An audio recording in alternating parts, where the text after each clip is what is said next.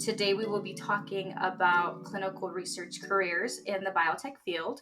And you're in a great position to talk about it because you're currently the founder and director of Alithia Lifesciences, a clinical research consultancy you launched to support companies who are developing new medical products. Tina, I invited you to this podcast because I've had the pleasure of working with you over the past year. And, you always inspire me with your wisdom, your hospitality, and just your ability to make relationship management look so easy. You're like a master at that, at managing relationships. So that's an area where I definitely think I could learn from you, and I'm excited to learn again more about your career journey. So if you could just please kick us off by telling me how long you've been in the clinical research space and what was your first role? Yeah, sure. Claudia, thank you. I am absolutely delighted to be on this podcast, and I know how passionate you are about this area. So, whatever words of wisdom and whatever I can say to then help someone and embark on their career or make their career, all the better and the richer, then so be it. But so, and just reflecting on what you just said as well, I think it's easy for me to do that because it's all about being a genuine person. It's not about putting a professional persona together. Just be who you are, be passionate, be fully engaged in what you do, and the rest will come. That's my philosophy, and be honest and transparent and truthful, and work collaboratively. They're really my philosophies. But really my first a role in I've been involved in clinical research nearly 30 years now, and I started off as I know I look younger, only joking. No,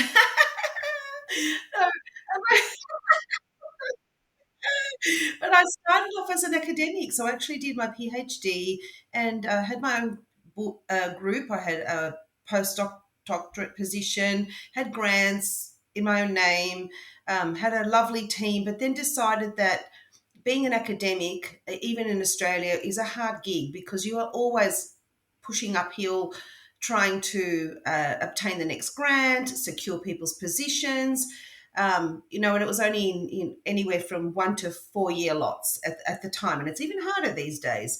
So I decided to explore what was beyond academic research. And my professor at the time, who is one of my amazing lifelong mentors, Professor Mark Cooper, suggested that why don't I try industry? And at the same time, I'd actually been offered postdoctorate roles at Columbia University in New York, and I decided I wasn't going to take that role because whilst it would have been an amazing experience, I would have ended up coming back to Australia and having to fight for funding again as a scientist.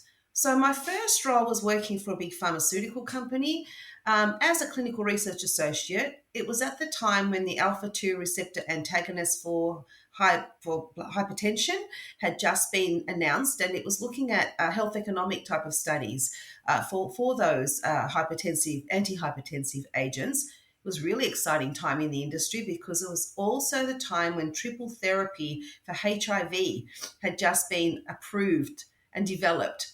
And it was at that junction of time when medicine was taking its next step in the next generation of medicines.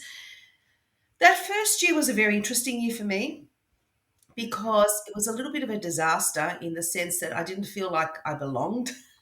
Maybe it was the group.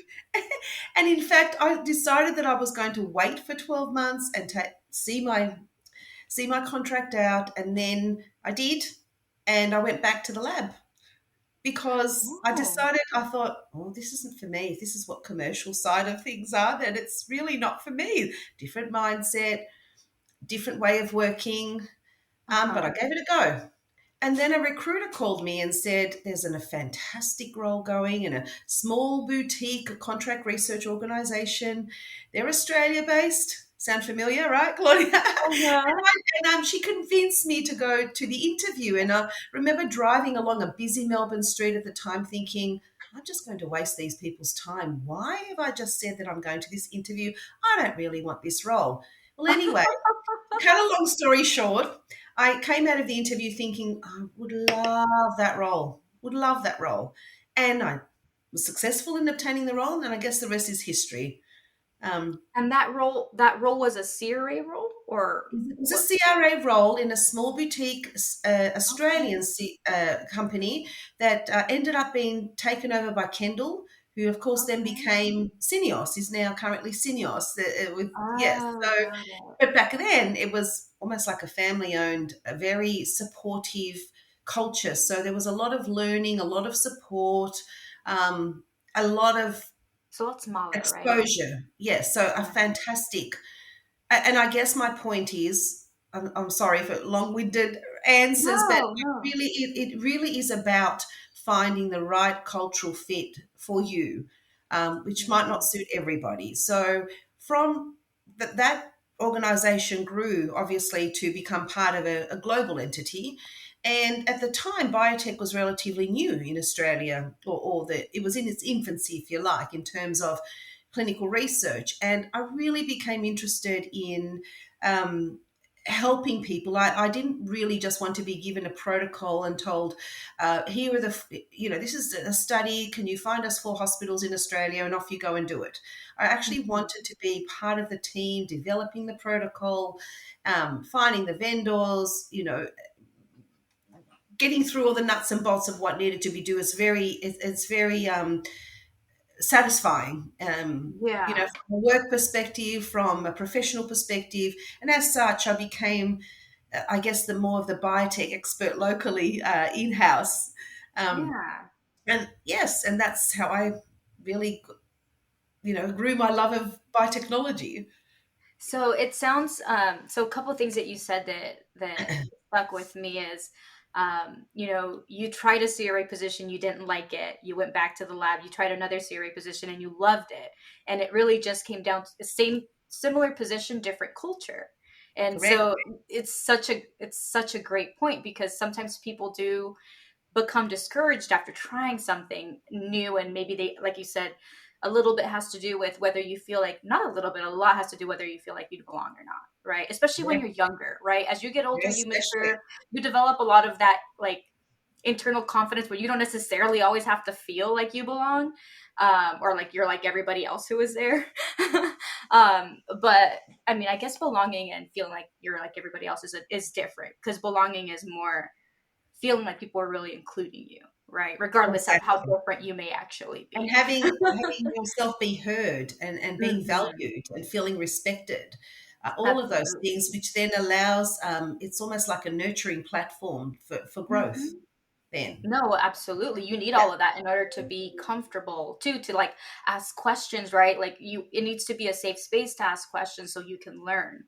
If correct, yeah, that's not there, and if maybe it is a safe space, but people aren't listening, that's another problem yeah, too. But so that was one thing that stuck out, and I think that's a really good point. spot And on, yes, the other one is, do you think that the reason you stuck with biotech is because you feel like on the pharmaceutical side and not on the site side, as a physician, like as a essentially like as a PI, right? yeah, yeah, Is it because you feel that you're making a bigger impact on yes.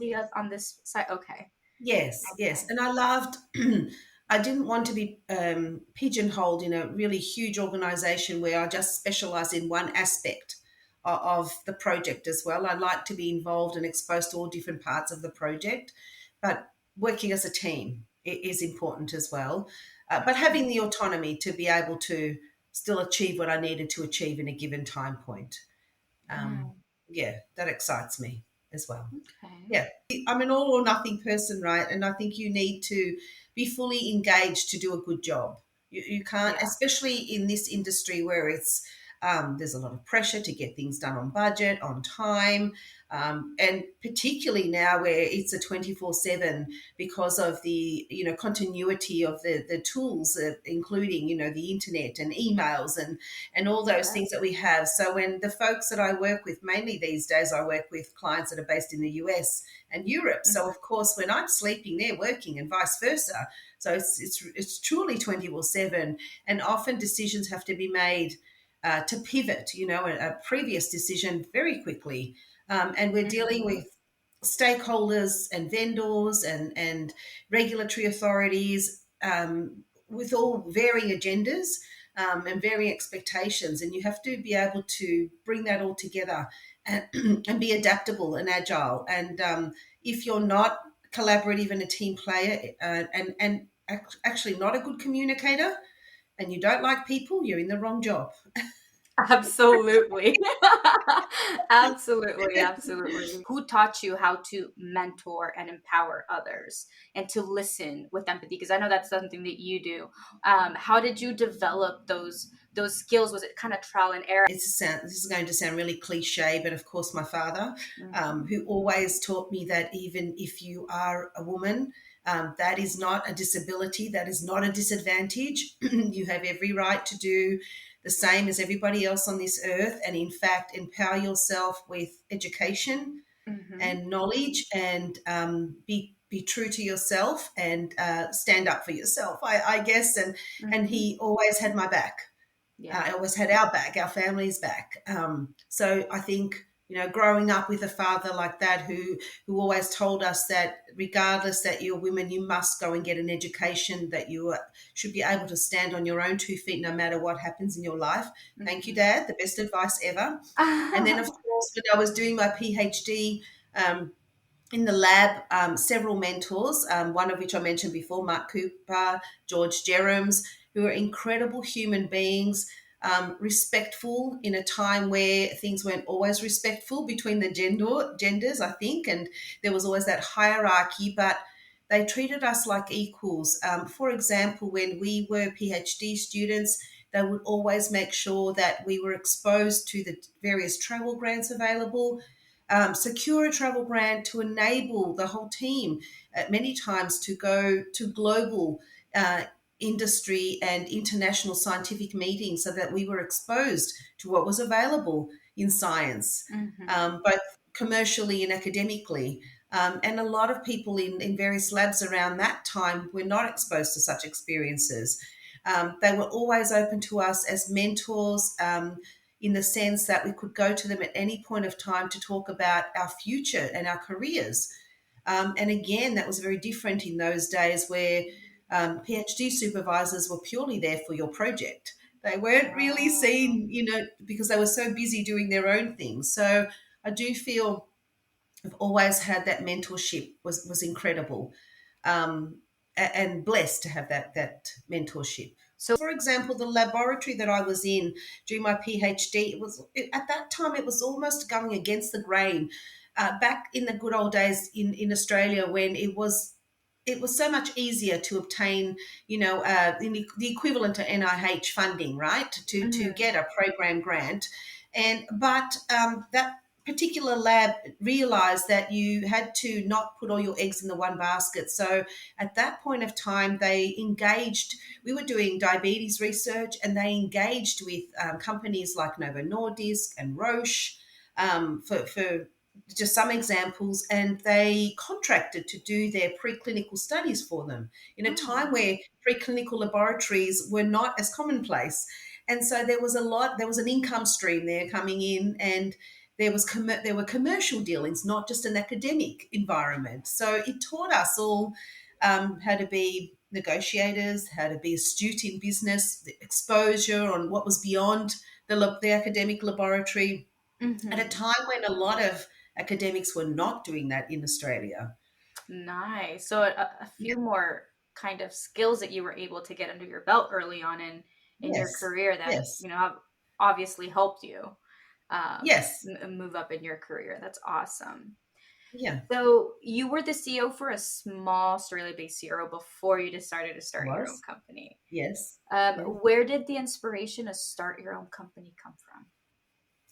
So the inspiration to start my own company was pivoting as well. It really a consequence of COVID in one way, Okay. because 2020 was for all of us, an incredible, out of scope, if you like, journey, because Yep. none of us predicted it or planned for it.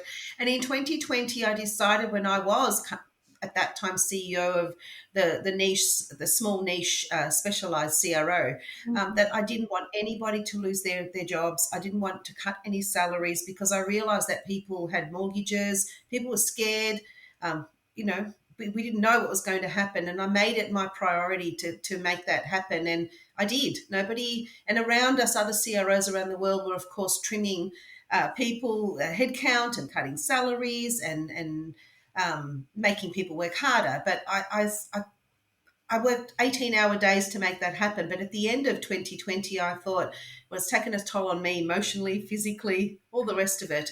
And I thought, well, 10, 11 years in this role as CEO, I've left my legacy. I grew that company from 5 to around 60 people at that time. Wow. Just Okay. no small. I mean, that sounds like a small pond, a small fish in a big pond.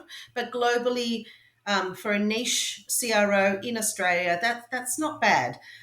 It's pretty good in my mind, especially for a specialised CRO and not offering the full service at that time. So I decided that I was going to do something for me. I was going to change my work-life balance. Little did I know I was going to end up being busier than ever, but that's okay. And I saw at that time, I thought, why don't I try doing something for me that would still add value to the biotech community and beyond, in Australia and beyond, of course, use my expertise. And one of the gaps I saw in Australia at that time, and still currently, I guess, is when companies come to Australia to set up the subsidiary. So that usually enables them to claim a very lucrative 43.5% tax break, right, with our federal government if they set up a local subsidiary. They have to have an Australian resident director.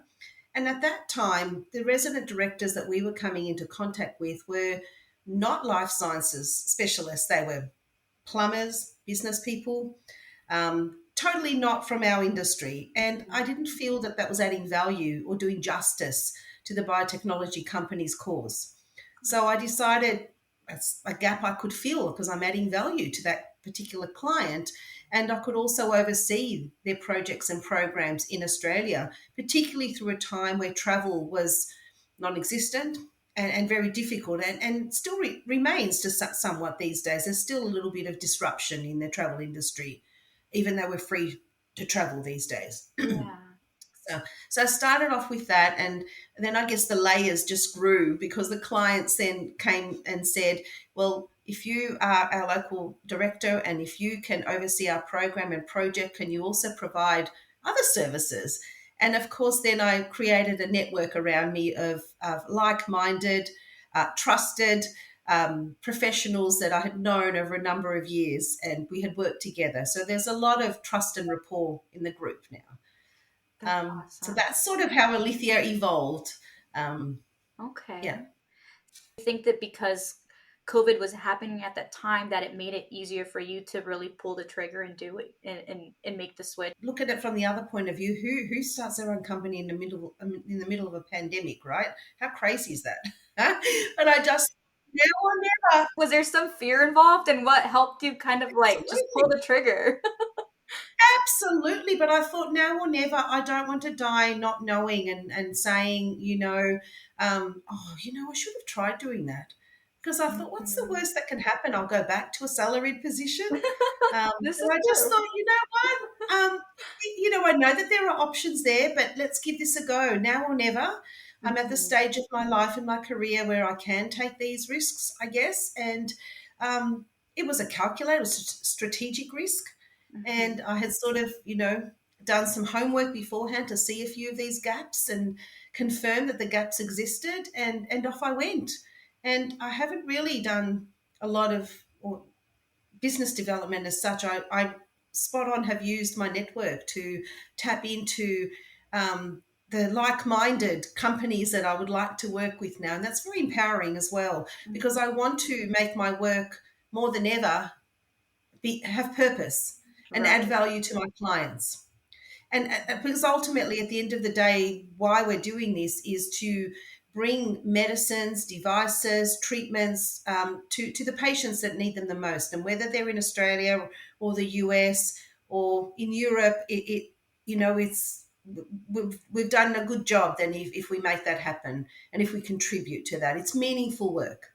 my experience working with you, that's a piece that you bring to the projects as someone who's, not part of the company, right? But you bring that energy and that vision into the company that you're working with. And so it's very obvious. It's not like the big CROs where you can definitely tell they're not aligned with your mission, the company mission. They're not aligned. They don't feel any sense of accountability from that perspective. You're absolutely right. That was another unmet need that I found, that not everybody wants to work with the larger organizations and have all the layers involved. And there's horses for courses. If you're doing a huge global study, well, that's probably your CRO. But my type of consultancy and then what my vision is and what I've created is all about being agile, being adaptable, having a personalized approach, having a can-do approach,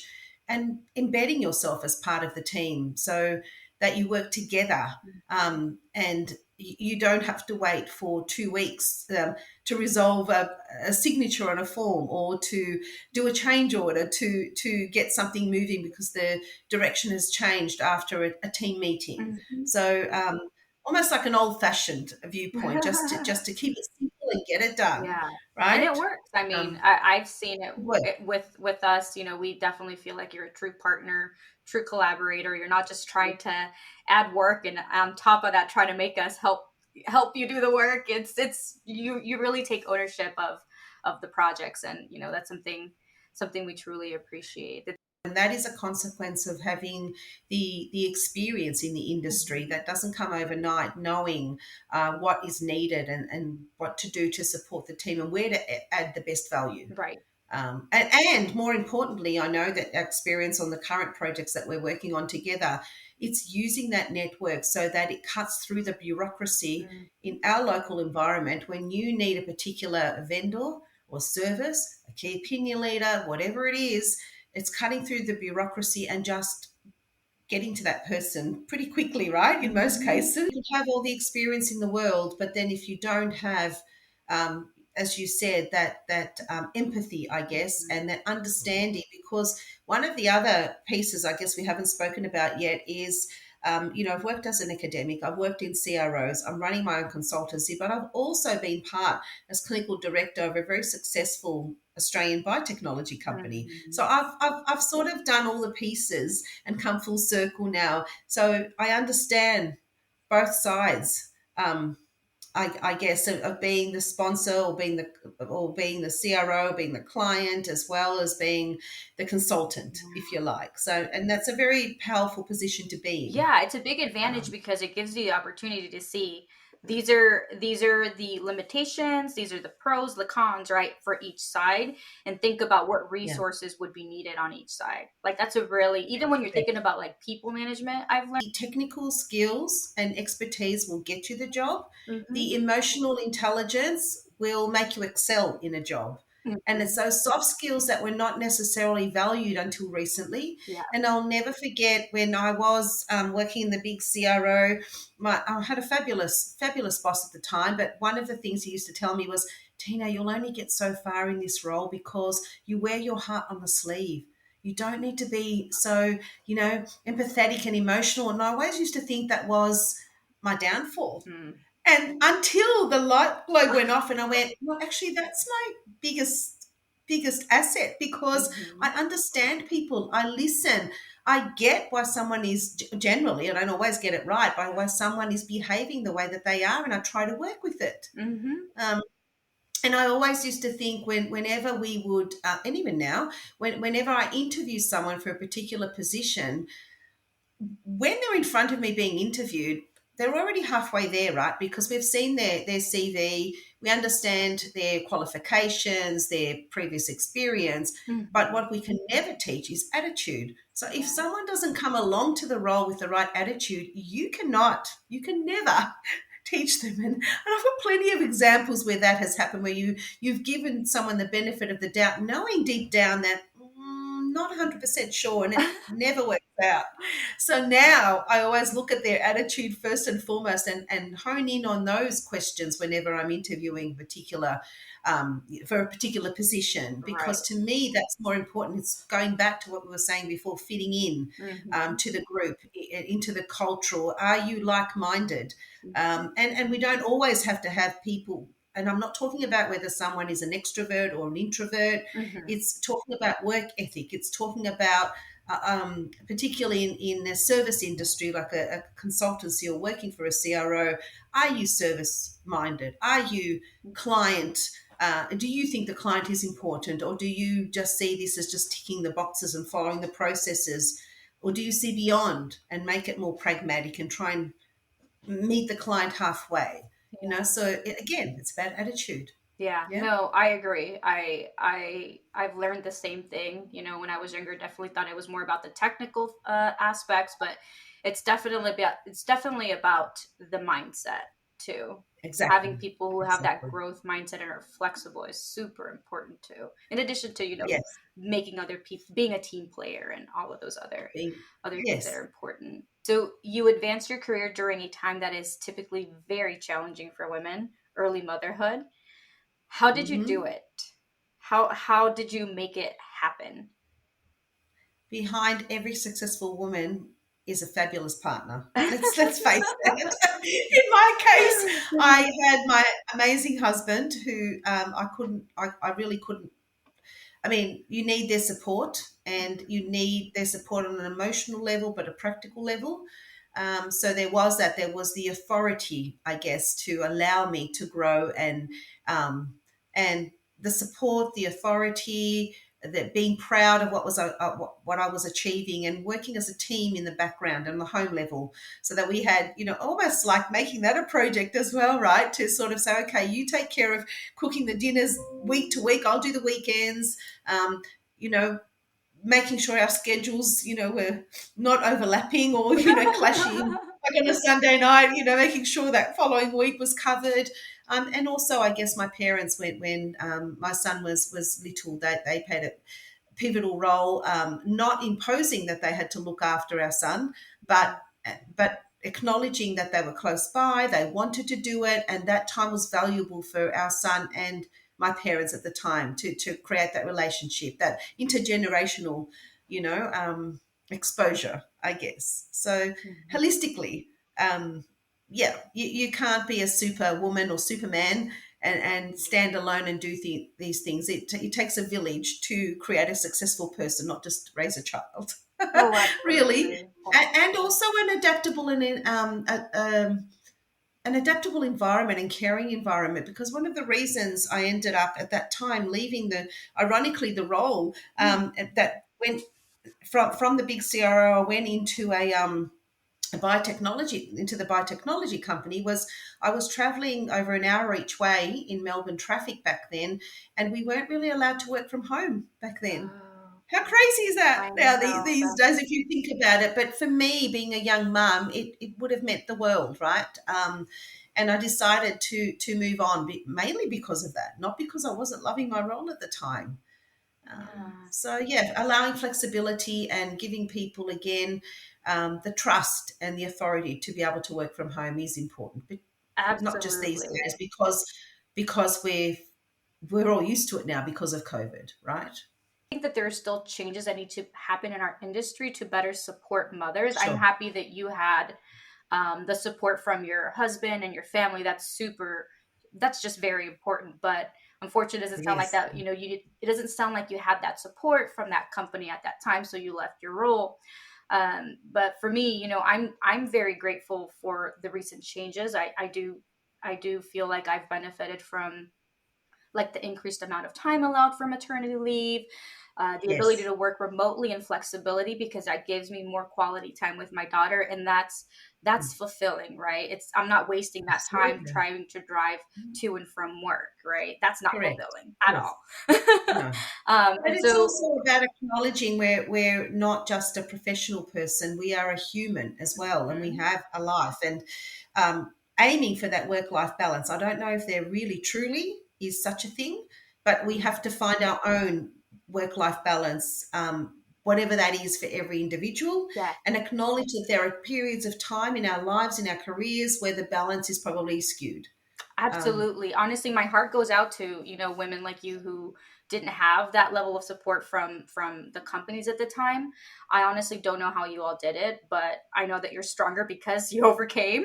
Here you are. You Exactly. you made it to the other side. And I also just want listeners to remember, because you said work-life balance, what is it? It looks different. Absolutely. It's like we're thinking the same thing.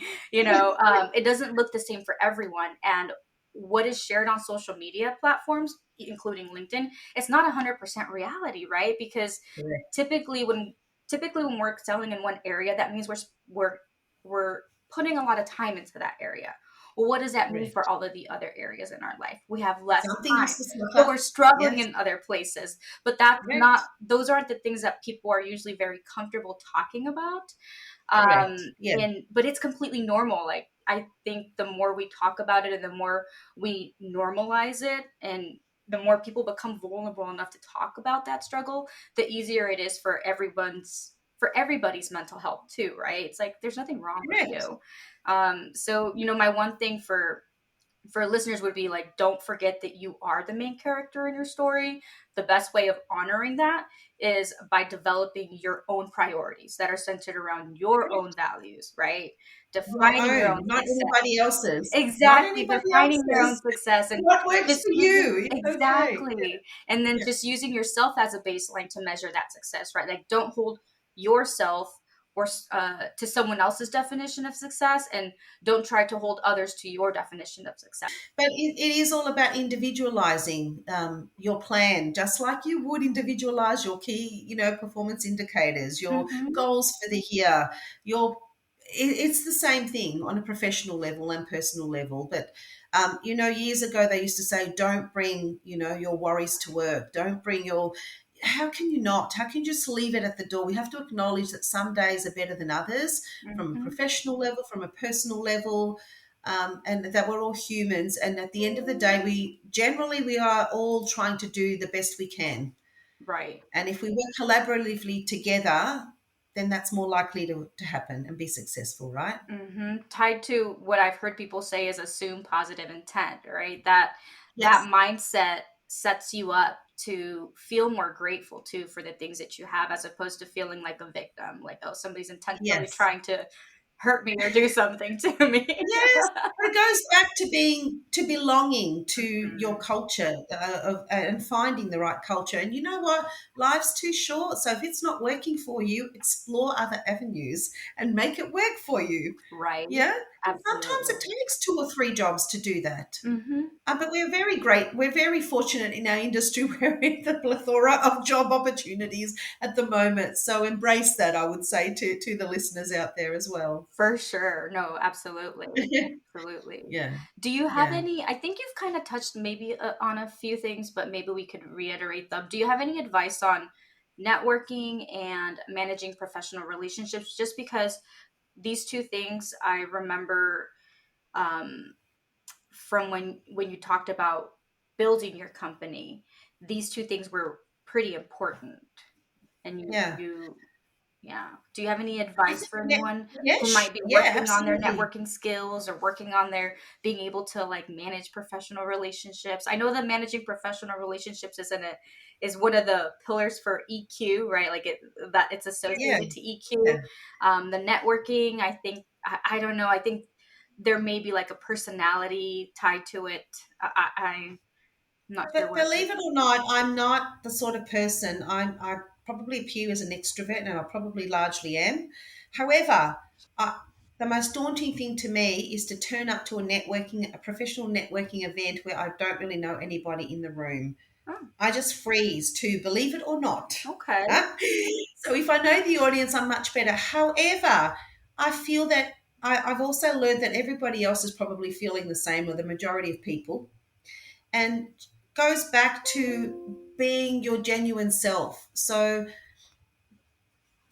break the ice, and just say hello and start talking to people. And you don't have to work the room and meet everybody, but just let it happen, be yourself. You don't, again, it goes back to being that genuine person, and people see that. Mm-hmm. And people are attracted to that because it makes them feel comfortable. Right, And you'd right. be amazed how people open up, um, and then they feel safe, and you're trustworthy too. But it's because you are genuine. Yeah. You haven't got this professional hat and then this personal hat. You're just being professional, genuine you. So that's one some words of advice there. But networking doesn't have to be, the old fashioned way, in a turning up to the event that I was Right. talking about. It can be taking part in industry lectures, in webinars, Mm-hmm. and following up professionally, and even just dropping people a note to say, thank you very much. I really enjoyed listening to that. And just little thoughtful things like that develop relationships and the trust and rapport as well. Mm-hmm. And then just having opportunities just to talk to people, really. Networking is talking to people, isn't it? Or communicating Mm-hmm. with people, whether it's email, social media, face to face, all of the above, right? And Yeah. just and you know what I've learned as well, that I really get a buzz of talking to people, whether it's someone next to me in line waiting to check in for a flight, or someone at the supermarket, because everybody has a story. And Mm-hmm. I'm not saying you've got to go out of your way and do that every single time, because there are times that I feel like talking to no one. Yeah. But when you do, just say hi, and you never know where that conversation leads to. And we always laugh, there's 6 degrees of separation, right? Because it is such a small world, and you never know who you're going to run into and talk to. So really, it's just being yourself. Yeah. Yeah, no, Yeah, I completely agree. And if somebody were to ask me, I'd give very similar advice. And on top of that, I would just say listen to your gut too, because yes, you can tell if somebody's being authentic. If you're being authentic, you can tell, and you correct. should listen to your gut, and you should know, And I like, don't have time for that anymore, actually, right? Claudia. It's like, okay, small talk. I'm not like the biggest fan Yeah, of small talk. And if you exactly. need it to get it started, but if it just stays a small talk, that's a sign. Yeah, and also that's why I've always found those events sometimes disingenuous, because I walk in and I just don't want to make small talk. I want to have a meaningful conversation with someone. Mhm. And even if I walk out and there's just one meaningful conversation that evening, I'm okay with that. Yeah, Yeah, yeah. yeah. That resonates with me. I completely agree with you. Any advice that you want to give to people who are interested in breaking into the clinical research field that we Sure. may have not already addressed? Feel free. I just think persevere. Be brave and reach out to people like myself, like Claudia, because we are always open, time permitting, to talk to people, to encourage them. We need the next generation of amazing people to join clinical research careers. So it is the bravest thing you will do, in reaching out to via email or phone or whatever, it via LinkedIn. But what's the worst that someone can say? Sorry, I can't help you. Don't take it personally, move on and ask the next person. It's okay. That's great advice. Thank you, Tina. Well, that brings our episode on clinical research careers and biotech to a close. Tina, once again, thank you for making time for me, for sharing your insights, and also for being vulnerable. I truly admire your vulnerability. I learned a lot from our conversation.